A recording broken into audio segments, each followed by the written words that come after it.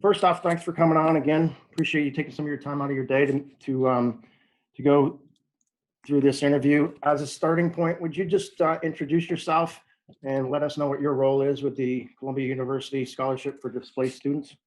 Sure. So first of all, thank you very much for this opportunity to speak on the scholarship. My name is Paul Hirsch. I work for the Columbia Global Centers. I'm happy to talk about my organization a bit later. I manage the scholarship program. I oversee pretty much the entire implementation and liaising with Columbia partners and engaging with students. So I have one of my colleagues, Linda, who works with me on the project, and my supervisor, Executive Vice President Safwan Masri. So that's our team that manages the scholarship. We also have a larger program team that involves staff at all 18 Columbia schools and affiliates. So in total, our team is about 100 people or so across Columbia. All right, thanks. To introduce myself, I'm Mark Karen. I'm a graduate student in the Peace and Conflict Studies Department at UNC Greensboro. I'm a student volunteer on this project, so I'll kind of give a background information on what we're doing and the aim of the project. Student Voices for Refugees is a collaboration of students and professionals working to create an accessible and inclusive higher education environment for students from populations affected by forced migration. So during this 2021 school year, we're working to launch a public education campaign to help U.S. universities expand their education pathways for displaced students. Our research is focused on two areas. One is scholarship, which is the working group I'm in, excuse me, and the other is mentorship. So my group is working on scholarship research. We plan to publish an evidence-based toolkit on World Refugee Day that will provide a foundation to implement best practices in U.S. colleges and universities. So that kind of gives you a background on our aim and our goal and why we've put this together. And I'm just a small piece of that whole team, mostly made up of smart people who are really passionate about immigration, refugee status, and the opportunities that universities and colleges might offer them to further their education. So let's start the interview now. Let's start by asking you to give us a general overview of the program, including why the scholarship program was founded, its mission, and the target population. Sure. So I'll start with the history because that really leads into a lot of the other information that I should speak on. So the program actually started as a small pilot program at the Columbia Business School. Started as a student project in 2016 at the Center for Social Enterprise. Students approached a professor there, Professor Bruce Usher, about what they could do to support displaced students around the world. The pilot program was focused specifically on Syrian students, and the schools that welcomed those students, there were about 3 schools. In 2018, the business school, Professor Usher approached my team at the Global Centers to see if we would want to take over some form of the scholarship. And the reason behind that was it's much more related to the work that the Global Centers do, both in geography. We have centers around the world and also in a lot of locations where displacement is a very important and prevalent issue, as well as thematically. We do a lot of programming and capacity building on workshops, that sort of thing, related to displacement. So in 2018, we agreed to take over some form of the scholarship. And then once we took it over, we undertook an expansion and a reframing of the scholarship. So a couple important changes that we did were first, the scholarship covers full cost of attendance. So that covers tuition, it covers room and board, it covers fees. So students are not expected to pay for anything other than what they might want to, purchase on their own. So it's a full scholarship. And the changes we made first, we globalized it around the world. So now students from and living anywhere in the world are eligible for the scholarship. We also expanded the eligibility criteria. So it's refugees, asylees, those in the US on TPS. And this year we opened it up to IDPs as well, internally displaced peoples. And also we globalized it or expanded it across Columbia. So before we only had students at a couple schools, and now every Columbia school, the 16 Columbia schools and our 2 affiliate schools, Teachers College and Barnard, all have agreed to take between 1 and 3 scholarship students. So we significantly expanded the scholarships, its reach, the potential number of scholarships. We had 3 scholarships previously, and now this year, well, in general, the scholarship can host about 30 students every year. And when I say every year, that's new students coming in that year. That's not total across, everyone on campus. So hypothetically, we could have, 30 students this year for this cohort. Then next year we'd have 60, depending on degree program length, that sort of thing. The next year we could have 90, that sort of thing. So it's 30 every cohort, I should say. And this year was our first year with this new scholarship, and the new name is Columbia University Scholarship for Displaced Students, CUSDS. That is now, our first cohort is 18 students. So before it was 3, this year it's now 18 across 12 Columbia schools, and the students come from 13 different countries. So for our first year, I think that's fantastic. And we're very happy about sort of the performance of the scholarship, as well as the students that we've been able to support through the program. Good, thank you. Speaking in detail, how is the scholarship program funded? So every school has committed to at least covering or waiving the cost of tuition. Some schools cover up to the full cost of attendance. So overall, schools are providing about 70% of the funding. And the rest of that funding comes from generous supporters, whether individuals or organizations. As a follow-up to that question, how does the program ensure sustainability? Well, a major portion of the funding is the tuition, as I mentioned, about 70%, and schools are covering that. So that in itself shows or reflects a very strong institutional commitment to the program and to the meaning behind it. So that in itself is very important for sustainability, because schools have committed to that for the long term. So that in itself really helps the sustainability of the program. We also have some long-term funding commitments, which also helps. And also, now that we have our first cohort, we found that fundraising is actually significantly easier for us. It was a little harder, I should say, to raise funding before we had actually launched. But now that we actually have, a proof of concept, and we have, this is getting, into the weeds, but we have much better material now to fundraise with. And we have 18 fantastic students to showcase the scholarship and its impact. And I think it will only become easier as time goes on. COVID obviously had impact globally on fundraising, but I think that we have weathered that retraction quite well, and we're very optimistic for the long-term sustainable future of the program. Good. You mentioned earlier, when you were given an overview of the program, the target population. How do you identify and recruit qualified students?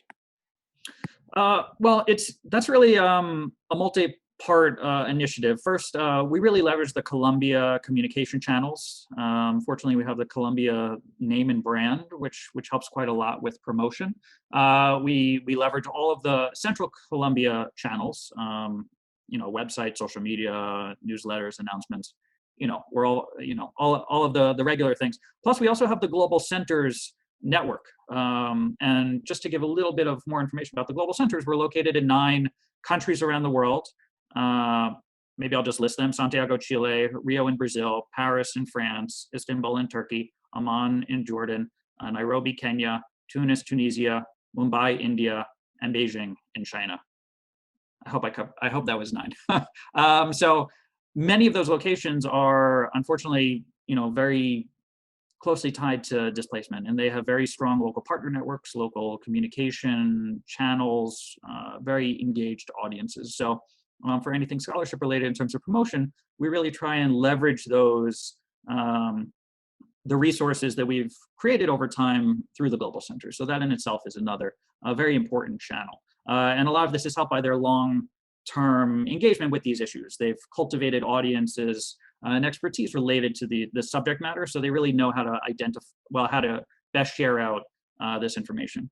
Another very important part is our partners. And when I say partners, I don't mean only formal partners, but really anyone that's interested in internet or displaced students education. We try and share this out as widely as possible. It's sort of this two-sided market. We have the product in a sense, and we're looking for the customers in a sense, the students to apply. So we really rely to a large part on our partners sharing this out with their networks. And many of them are much closer to specific populations of students that would benefit from the scholarship. UNHCR, for example, an obvious example, we work with them quite a lot on distributing the information about the scholarship to populations that can benefit from it, which is fortunately now globally around the world. Unfortunately, displacement is a global issue, but now we can really use some of these global partners to get the word out. We also have some more regional or location-specific partners that work with refugee populations in Kenya, for example, whether through our Nairobi, we have a center in Nairobi, as I mentioned, whether through that center or just through other channels that we've been in touch with. So it's really leveraging every possible opportunity to share this out. We think it's a great resource for our partners to share. And we have no partner with them sharing it out with their audiences. Many of them are based in New York, and we've met with them, or we used to meet with them in person, I should say. And many of them are really around the world. And I think that network is really reflective in the 13 different countries that we had scholarship recipients come from. And it's really quite a global list, ranging from, I guess, Venezuela all the way to, East Asia and all throughout. I'm just sort of thinking in a map context. But so yeah, our own channels, the Global Columbia channels, Global Center channels, partner channels, these sorts of conversations, which is why I said it's a very important opportunity to share information about the scholarship. So yeah, a variety of channels. You mentioned that there are 18 students in the current cohort since you expanded the program. Prior to that, and including these 18, how many students has the scholarship program benefited so far? And as a second part to that question, are the students primarily international students? So there were 7 students across a couple of years in the pilot program. So it was, I think, 3 students. This was before we took over, we being the Global Center. So it was 3 students in the first cohort, I think 4 in the second, and now we have 18 in this one cohort. I guess that would be 25 students if I'm doing my math correctly. So 25 students.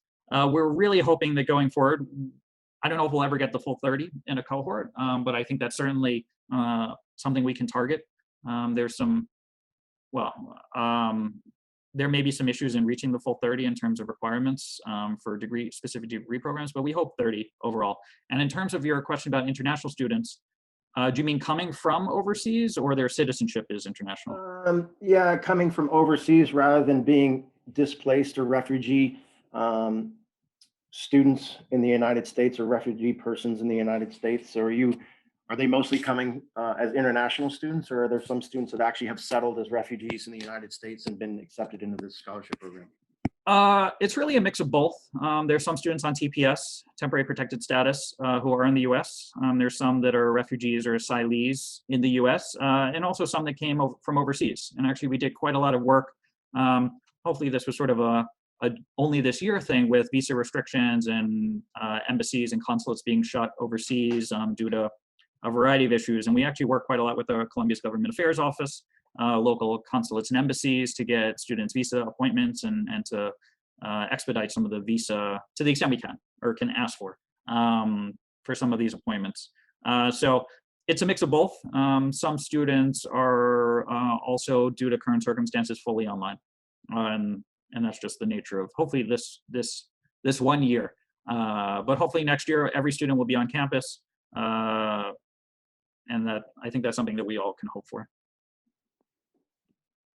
On your website, and you also referenced this earlier, you got commitment from all 18 of Columbia University's affiliates and schools. How was the university able to get this commitment from such a diverse group of stakeholders? I had a lot of meetings, I think is the simple answer. I mean, we started out with my supervisor, EVP Safwan Masri, communicating directly to the deans of every school about this program, the importance of it, why it's important that we get full university commitment to the program. And then I proceeded to follow up on that and had 3 to 4 meetings with every school. So it was about, financial aid, admissions, communications, anyway, a lot of meetings. So it was really, Columbia is a decentralized university. This was something that was really a bottom-up initiative and involved a lot of communications or meetings, I should say. Every school joined on. I think the importance of this program is important. The importance of the program is important. Sorry, the importance of the program is clear, I hope.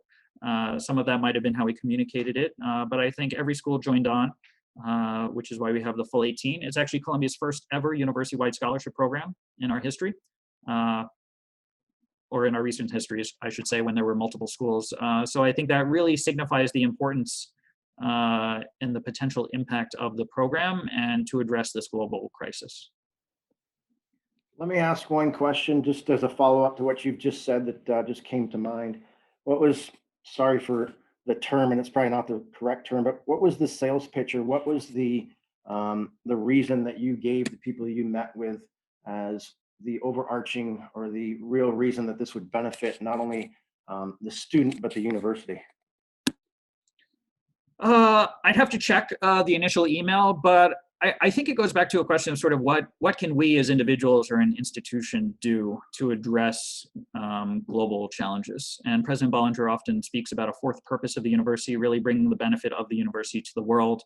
We have a number of initiatives at Columbia focused on that kind of work, not just focused strictly on research or academics, but on bringing the benefits of the university, of a university, to the world. And I think this is squarely in line with that. The scale and the scope of the displacement crisis is, I think, reaching 70 million. I forget the numbers today, but it's really unprecedented in a lot of ways. And schools signing on for 1 to 3 scholarships, I think, is a really tangible and concrete way that Columbia as an institution, and this is where the scale across Columbia is important, we as an institution can really try and address in a way that we can to do what we can to support this population.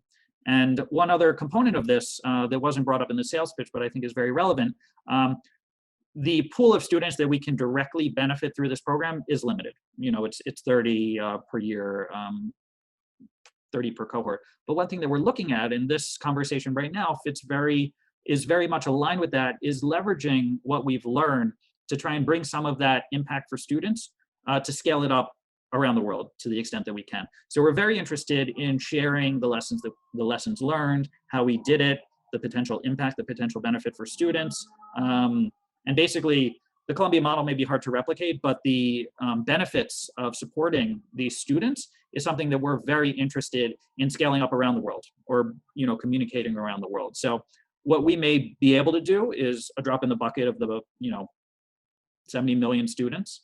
But what we're very interested in, and with your partnership and support as well, is really showcasing why this is important for universities.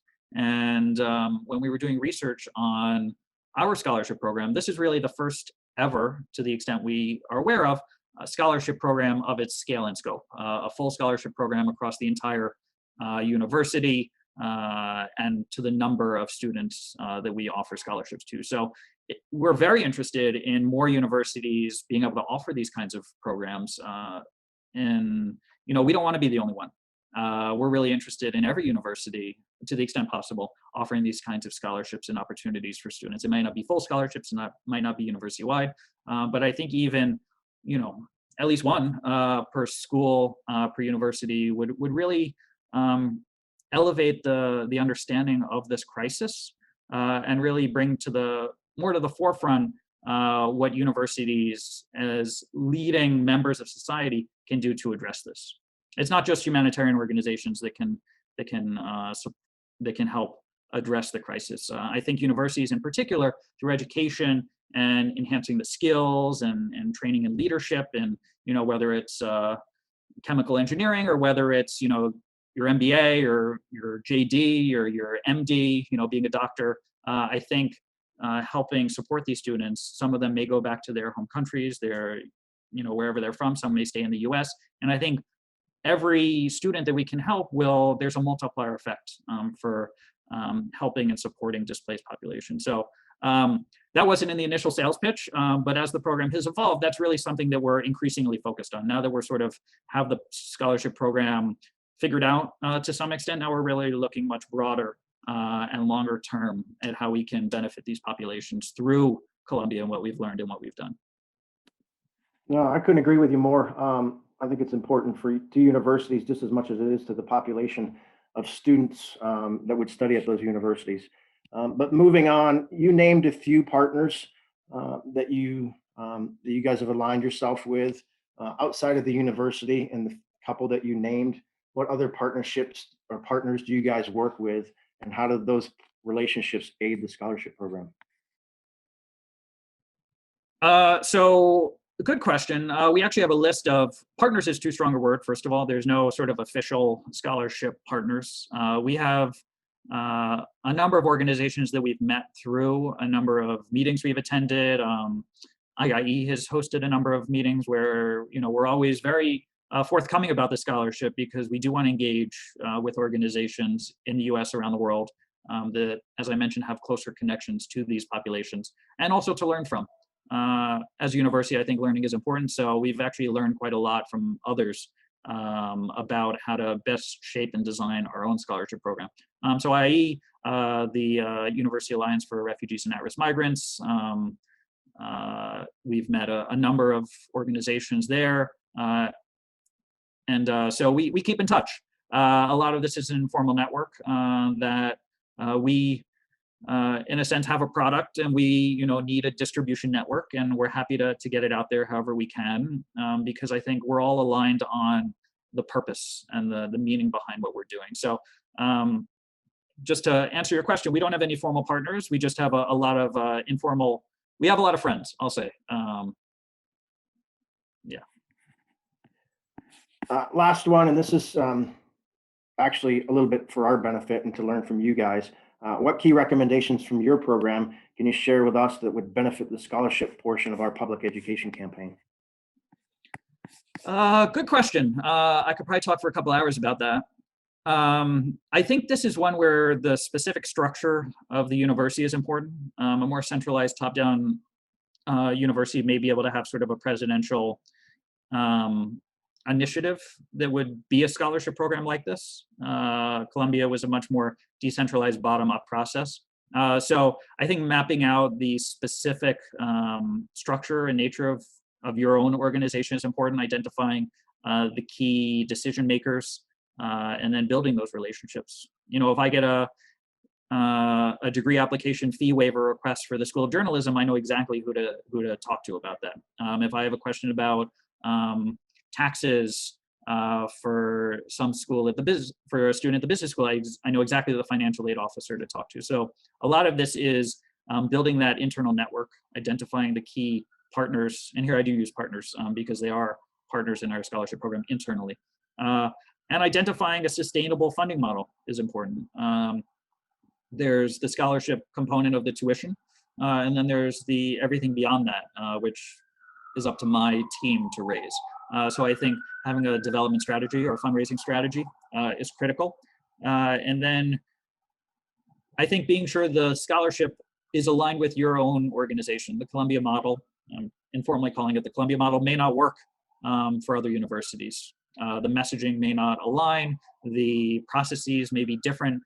We have a number of very granular back-end processes that may be different for other universities. And even how we built the application form and the review process there may not work for other universities. So I think knowing your own institution is really the first thing.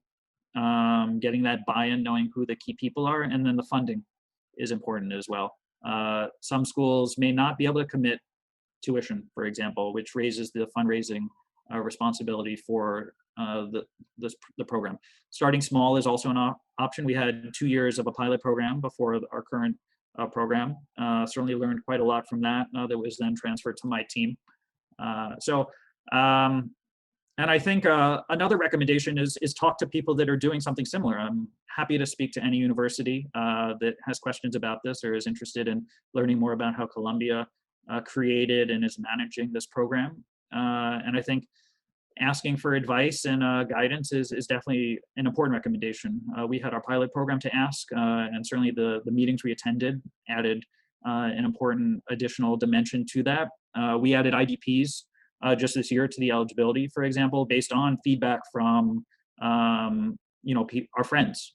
So I think those would be a couple recommendations. And I think having a champion, for lack of a better word, or someone that owns this scholarship is important. Again, depending on the structure of the university, but someone has to be willing to have X number of conversations to get this off the ground. And I think having someone that's committed to this, passionate about the work, the impact, the importance for the students, before something even exists. Fortunately, now we can, hear the stories of the students and get a sense that we're doing something important. But to build something without having that sort of understanding of the meaning for the students, I think is also something that whoever's leading this will have to navigate. So, but one takeaway, Columbia is happy, or Paul, I should say, is I'm happy to speak with anyone about this, how we did it, share lessons learned, review your application form.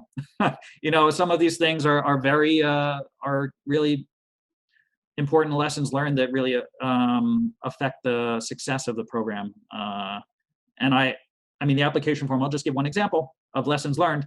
We originally had degree program as sort of something students would type in themselves. And we saw that a lot of students were applying for degree programs that did not exist. So now we've really developed the application form quite a lot. So I think it's those kinds of things, both the process, how you build a sustainable application process as well as the broader university-wide initiative.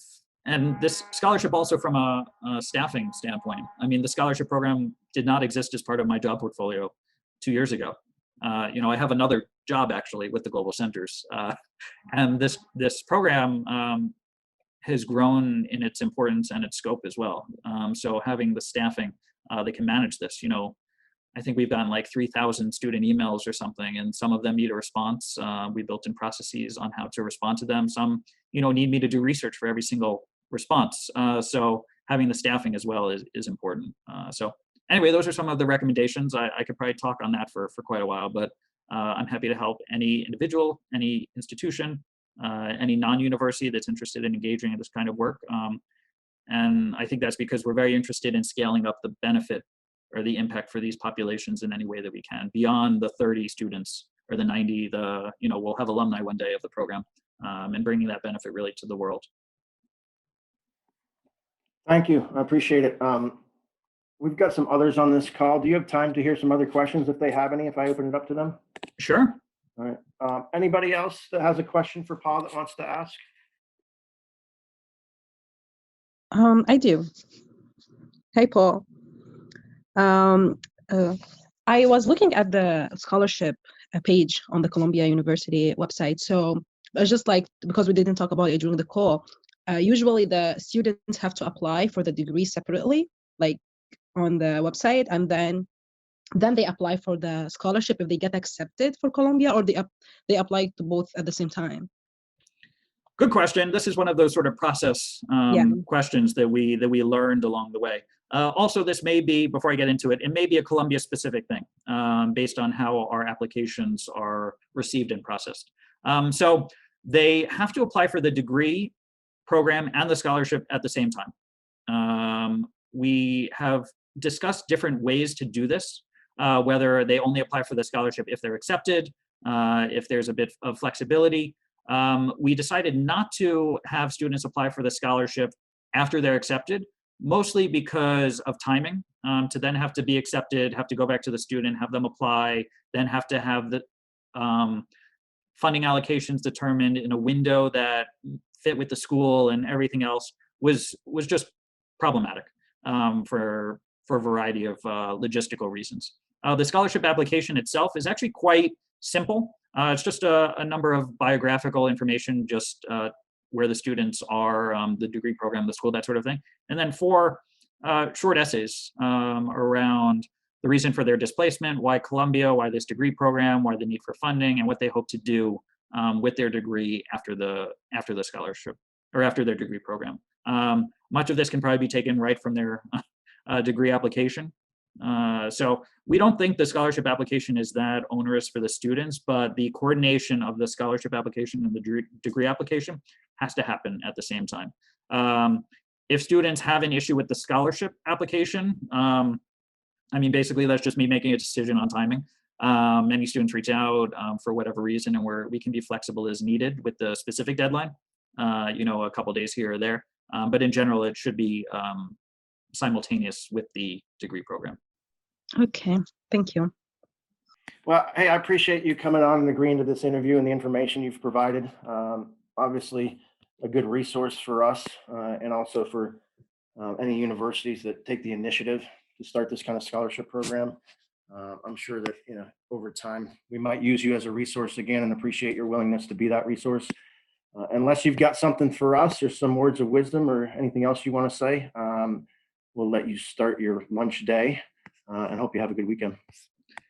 No, nothing final for me. Just thank you to everyone and for this initiative. I think we all agree how important it is, and it's an opportunity for us to leverage the resources we have in support of others, and I think that's very important. So thank you for this opportunity and for the work you're doing. And again, I'm happy to speak with anyone else about our program or anything related to it. Great, appreciate it. Thank you. Good to meet you. Thank you.